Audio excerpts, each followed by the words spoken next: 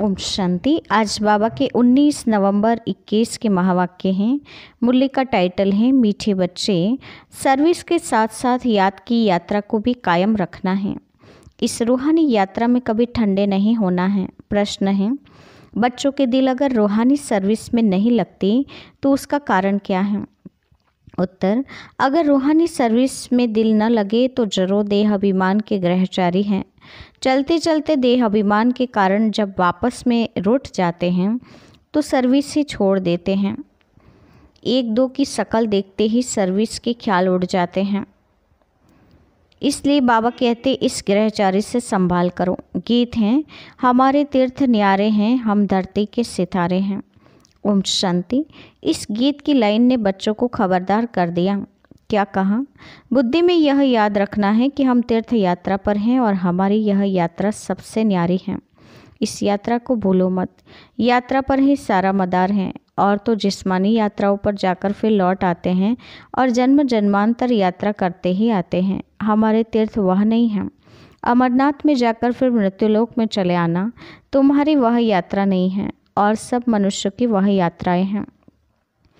तीर्थ पर जाकर चक्र लगाकर फिर आए पतित बन जाते हैं। किस्म किस्म की यात्राएं हैं ना। देवी की मंदिर भी अथाह है। विकारियों के साथ कितने यात्रा पर जाते हैं। तुम बच्चों ने तो प्रण किया हुआ है निर्विकारी रहने का।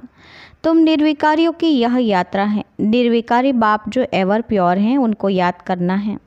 पानी के सागर को विकारी व निर्विकारी नहीं कहेंगे और न उनसे निकली हुई गंगाएं ही निर्विकारी बनाएगी। मनुष्य मात्र इतने तो पतित बन पड़े हैं, कुछ भी समझते नहीं। वह जिस्मानी यात्राएं हैं, अल्पकाल क्षण भंगुर की यात्राएं। यह यात्रा बड़ी है। तुम बच्चों को उठते बैठते यात्रा का ख्याल रखना है। यात्रा पर जाते हैं तो धंधे दोरी गृहस्थ व्यवहार आदि सब भूलना होता है। अमरनाथ की जय, बस ऐसे कहते जाते हैं। मास 2 मास तीर्थ यात्रा पर फिर आकर गंध में पड़ते हैं। फिर जाते हैं गंगा स्नान करने। उनको यह पता नहीं है कि हम रोज पतित होते हैं। गंगा जमुना यह रहने वाले भी रोज पतित होते हैं। रोज गंगा पर जाकर स्नान करते हैं। एक तो नियम होता है, दूसरे फिर बड़े दिनों पर जाते हैं। समझते हैं कि गंगा पतित पावनी है। ऐसे तो नहीं, खास उस दिन पर गंगा पावन बनाने वाली बनती हैं, फिर नहीं रहती। जिस दिन मेला लगता है उस दिन वह पतित पावनी बन जाती हैं। नहीं, वह तो है ही है। रोज भी जाते हैं स्नान करने, मेले पर भी खास दिन जाते हैं, अर्थ नहीं। गंगा जमुना चीज तो वही है, उनमें मुर्दे भी डाल देते हैं। अभी तुम बच्चों को रूहानी यात्रा पर रहना है। बस अब हम जाते हैं अपने घर।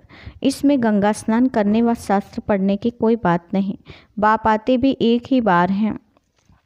सारी दुनिया भी पतित से पावन एक ही बार बनती हैं। यह भी जानते हैं सतयुग है नई दुनिया, कलयुग है पुरानी दुनिया। बाप को आना है जरूर, नई दुनिया की स्थापना और पुरानी दुनिया का विनाश करने। यह उनका ही काम है, परंतु माया ने ऐसा तमोप्रधान बुद्धि बना दिया है जो कुछ भी समझते नहीं। प्रदर्शनी में कितने ढेर बड़े आदमी आते हैं। सन्यासी भी आएंगे फिर भी समझेंगे कोटों में कोई। तुम लाखों करोड़ों को समझाते हो तब कोई विरला आता है। बहुतों को समझाना होगा। आखिर तुम्हारी यह समझानी और चित्र आदि सब अखबारों में ही पढ़ेंगे। सीढ़ी भी अखबार में पड़ेगी। कहेंगे यह तो भारत के लिए ही है और धर्म वाले कहाँ जाएंगे। कयामत का समय भी गाया हुआ है। कयामत अर्थात वापस जाने का समय। पुरानी दुनिया का विनाश, नई दुनिया की स्थापना होगी तो जरूर सब वापस जाएंगे ना। सबका विनाश होना है, नई दुनिया स्थापन हो रही है। यह बातें कोई नहीं जानते सिवाय तुम बच्चों के। तुम जानते हो नरकवासियों का विनाश, स्वर्गवासियों की स्थापना हो रही है। कल्प कल्प ऐसा ही होता है। अभी जो थोड़ा बहुत टाइम है उसमें भी बहुतों को समझाने मिलती जाएगी। मेले होते रहेंगे, सब तरफ से लिखते रहते हैं हम मेला करें, प्रदर्शनी करें, परंतु साथ साथ अपनी याद की यात्रा भी भूलनी नहीं चाहिए। बच्चे बिल्कुल ही ठंडे चल रहे हैं। यात्रा ऐसे करते हैं जैसे बूढ़े, जैसे ताकत ही नहीं, कुछ खाया ही नहीं है। बाबा का कितना ख्याल चलता रहता है। ख्यालात करते करते नींद फिर जाती है। विचार सागर मंथन तो सबको करना चाहिए ना। बच्चे जानते हैं हमको बेहद का बाप पढ़ाते हैं तो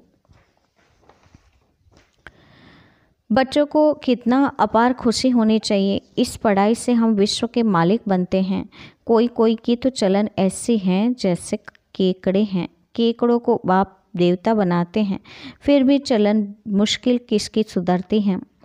इस सीढ़ी के चित्र में बड़ी अच्छी नॉलेज है, परंतु बच्चे इतना काम नहीं करते, यात्रा ही नहीं करते।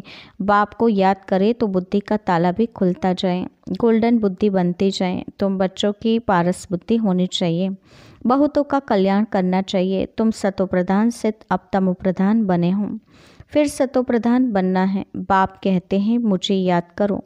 कृष्ण को भगवान नहीं कहा जा सकता, उनको तो कहते हैं सावरा श्याम। बाप ने सावरे की आत्मा को बैठ फिर समझाया है। ये आत्मा जानती है बाबा हमको विश्व का मालिक बनाते हैं, तो खुशी में कितना दिमाग भरपूर होना चाहिए। इसमें घमंड की कोई बात नहीं। बाप कितना निरहंकारी हैं, बुद्धि में कितनी खुशी रहती है। कल हम हीरे जवाहरातों के महल बनाएंगे, नई दुनिया में राजधानी चलाएंगे। यह तो बिल्कुल पतित दुनिया है। इस दुनिया के मनुष्य तो कोई काम के नहीं, कुछ नहीं जानते हैं। यह भी दिखाना चाहिए। हीरे जैसा जीवन था, वही फिर 84 जन्म ले कौड़ी मिसल बन जाते हैं। ये सीढ़ी का चित्र नंबर 1 है। फिर दूसरे नंबर में है त्रिमूर्ति। तुम कहते हो निकट भविष्य में श्रेष्ठाचारी भारत बन जाएगा। श्रेष्ठाचारी दुनिया में बहुत थोड़े मनुष्य होंगे। अभी कितने ढेर मनुष्य हैं। महाभारत लड़ाई भी सामने खड़ी हैं। सब आत्माएं मच्छरों सदृश जाएंगी। आग भड़क रही हैं। जितना कोशिश करते हैं सुधारने की, उतना ही बिगड़ते जाते हैं। बाप बच्चों को राजयोग सिखला रहे हैं। बच्चों को कितना नशा चढ़ाते हैं। कोई कोई तो यहाँ से बाहर निकले सारा ज्ञान उड़ जाता है, स्मृति कुछ नहीं रहती। नहीं तो शौक हो कि जाकर फिर सर्विस करें। बाप भी गुण देख सर्विस पर भेजेंगे ना, इसमें बड़े हर्षित रहेंगे। सर्विस में खुशी का पारा चढ़ेगा। अच्छे अच्छे पुराने बच्चे आपस में रूठ पड़ते हैं थोड़ी थोड़ी बात में। ऐसे थोड़ी ही इन बातों में के कारण तुमको सर्विस नहीं करनी है। सर्विस तो खुशी से करनी चाहिए। जिसके साथ बनती नहीं है उसकी शक्ल देखने से ही सर्विस का ख्याल उड़ जाता है। सर्विस में दिल नहीं लगती है तो किनारा कर लेते हैं। फिर तो ज्ञानी और अज्ञानी कोई फर्क नहीं रहा। देह अभिमान के ग्रहचारी आकर बैठती हैं। यह है पहले नंबर की बीमारी। बाप कहते हैं बच्चे देही अभिमानी बनो। आत्मा ही सब कुछ करती है ना। आत्मा ही विकारी और निर्विकारी बनती है। स्वर्ग में निर्विकारी थे, रावण राज्य में आत्मा ही विकारी बनी है। यह भी ड्रामा ऐसा बना हुआ है, इसलिए पुकारते हैं हे पतित पावन आओ। जो निर्विकारी थे वही पतित और विकारी बने हैं। यह किसकी भी बुद्धि में नहीं है कि हम ही निर्विकारी थे, अब विकारी बने हैं। हम आत्मा मूल वतन के रहने वाले हैं, वहाँ तो हम आत्मा निर्विकारी होंगे। यहाँ शरीर में आकर पार्ट बजाते बजाते विकारी बने हैं। यह बाप बैठ समझाते हैं। आत्मा शांति धाम से आती है तो जरूर पवित्र ही होगी, फिर अपवित्र बनी है। पवित्र दुनिया में 9 लाख होते हैं, फिर इतने सब आत्माएं कहाँ से आई? जरूर शांति धाम से आई होगी। वह है पीसफुल इनकॉर्पोरियल वर्ल्ड। वहाँ सब आत्माएं पवित्र रहती हैं, फिर पार्ट बजाते बजाते सतो रजो तमो में आती हैं। पावन से पतित होना है, फिर बाप आकर सबको पावन बनाएंगे। ये ड्रामा चलता ही रहता है। ड्रामा के आदि मध्य अंत का राज बाप के सिवाय और कोई बतला न सके। उस बाप को कोई जानते ही नहीं। ऋषि मुनि भी नेति नेति कह गए, हम भगवान को और उनकी रचना को नहीं जानते हैं। फिर कहते भी हैं गॉडफादर इज़ नॉलेजफुल। वह परमात्मा सर्वात्माओं का बाप बीज रूप हैं। वह है आत्माओं का बीज रूप और यह है प्रजापिता ब्रह्मा है मनुष्य सृष्टि का बीज रूप। वह निराकार बाप इसमें प्रवेश कर मनुष्य को समझाते हैं मनुष्य द्वारा। उनको मनुष्य सृष्टि का बीज रूप नहीं कहेंगे। वह तो है आत्माओं का पिता और यह है ब्रह्मा मनुष्य सृष्टि का प्रजापिता, जिस द्वारा बाप आकर ज्ञान देते हैं। शरीर अलग आत्मा अलग है ना। मन बुद्धि चित्त आत्मा है ना। आत्मा आकर शरीर में प्रवेश करती हैं पार्ट बचाने के लिए। तुम जानते हो कोई शरीर छोड़ते हैं तो जाकर दूसरा पार्ट बचाएंगे। इसमें रोने से क्या होगा? गया सो गया, फिर थोड़े ही आकर हमारा मामा चाचा बनेगा। रोने से क्या फ़ायदा? तुम्हारी मम्मा गई ड्रामा अनुसार पार्ट बचा रही हैं। ऐसे बहुत जाते हैं, कोई कहाँ जाए जन्म लेते हैं। यह समझ में आता है जैसा जैसा आज्ञाकारी बच्चा होगा उतना ज़रूर अच्छे घर में जन्म लिया होगा। यहाँ के जाएंगे ही अच्छे घर में। नंबरवार तो होते हैं ना, जैसा जो कर्म करते हैं ऐसे घर में जाते हैं। पिछाड़ी में तुम जाकर राजाई घर में जन्म लेते हो, कोई राजाओं के पास जाएंगे, वह खुद समझ सकते हैं ना। फिर भी देवी संस्कार तो ले जाते हैं ना। इसमें बड़ी विशाल बुद्धि से विचार सागर मंथन करना होता है। बाप ज्ञान का सागर हैं तो बच्चों को भी ज्ञान सागर बनना है। नंबरवार तो होते ही हैं, समझा जाता है आगे चल उन्नति होती जाएगी। हो सकता है जो आज काम नहीं कर सकते हैं वह कल बहुतों से तीखे चले जाएं, ग्रहचारी उतर जाएं। कोई पर राहु की ग्रहचारी बैठते हैं तो गटर में गिर पड़ते हैं, हड़ गुड़ ही टूट जाते हैं। बेहद के बाप से प्रतिज्ञा कर फिर गिरते हैं तो धर्मराज द्वारा सजाएं भी बहुत मिलती हैं।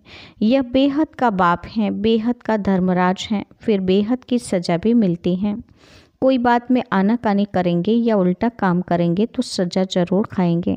समझते नहीं कि हम भगवान की अवज्ञा करते हैं। इतनी सब बातें बाप समझाते रहते हैं। श्रीमत पर चलो, सर्विस में मददगार बनो, योग की यात्रा पर रहो। चित्रों पर समझाने की प्रैक्टिस करेंगे तो आदत पड़ जाएगी, नहीं तो ऊंच पद कैसे मिलेगा। अज्ञान काल में कोई का बच्चा बड़ा सपूत होता है, कोई को बड़े कपूत भी होते हैं। यहाँ भी कोई तो झट बाबा का काम कर दिखाते हैं। तो बच्चों को सर्विस बेहद की करनी है, बेहद की आत्माओं का कल्याण करना है, पैगाम देना है। मन मना भव। बाप को याद करने से तुम्हारी बुद्धि तमोप्रधान से सतोप्रधान बन जाएंगी। अभी है कलयुगी तमोप्रधान दुनिया की एंड, अब सतोप्रधान बनना है। आत्माओं की भी वहाँ नंबरवार दुनिया है ना, जो फिर नंबरवार आकर पार्ट बजाते हैं, आएंगे भी नंबरवार ड्रामा अनुसार। अभी सब आत्माएं रावण राज्य में दुखी हैं, सो भी समझते थोड़ी हैं। अगर किसको कह दो तुम पतित हो तो बिगड़ पड़ेंगे। बाप समझाते हैं यह है ही विशेष वर्ल्ड। बाप कहते हैं तुम अपना राज्य भाग्य ले लेंगे, बाकी सब विनाश हो वापिस चले जाने वाले हैं। यह तो गाया हुआ है, महाभारत लड़ाई लगने वाली है जिससे सब धर्म खलास हो, बाकी एक धर्म रहेगा। यह लड़ाई के बाद स्वर्ग के द्वार खुलते हैं। कितनी अच्छी रीति बच्चों को समझाते हैं। आगे चल तुम्हारी बातें सुनते रहेंगे और आते जाएंगे। सूर्यवंशी चंद्रवंशी जो पतित बन गए हैं वही आकर नंबरवार अपना वर्षा लेंगे, प्रजा तो ढेर बनेगी। अच्छा, मीठे मीठे सिकिलते बच्चों प्रति माता पिता बाप दादा का याद प्यार और गुड मॉर्निंग। रूहानी बाप की रूहानी बच्चों को नमस्ते। हम रूहानी बच्चों की रूहानी माता पिता बाप दादा को याद प्यार और नमस्ते। धारणा के लिए मुख्य सार। पहले पॉइंट, भगवान की आज्ञाओं की अवज्ञा नहीं करनी है, बेहद सेवा में सपूत बच्चा बन मददगार बनना है। दूसरा, ज्ञान धन की गुप्त खुशी से बुद्धि को भरपूर रखना है, आपस में कभी भी रूठना नहीं है। वरदान है, सर्व शक्तियों की संपत्ति से संपन्न बन, दाता बनने वाले विधाता वरदाता भव। सर्व शक्तियों की संपत्ति से संपन्न बन, दाता बनने वाले विधाता वरदाता भव।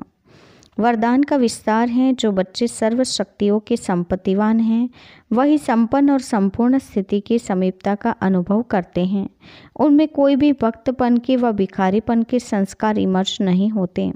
बाप की मदद चाहिए, आशीर्वाद चाहिए, सहयोग चाहिए, शक्ति चाहिए। यह चाहिए शब्द दाता विधाता वरदाता बच्चों के आगे सौंपता ही नहीं है। वे तो विश्व की हर आत्मा को कुछ न कुछ दान व वरदान देने वाले होते हैं। स्लोगन है, हर आत्मा को कोई न कोई प्राप्ति कराने वाले वचन ही सतवचन है। हर आत्मा को कोई न कोई प्राप्ति कराने वाले वचन ही सतवचन है। अच्छा, ओम शांति।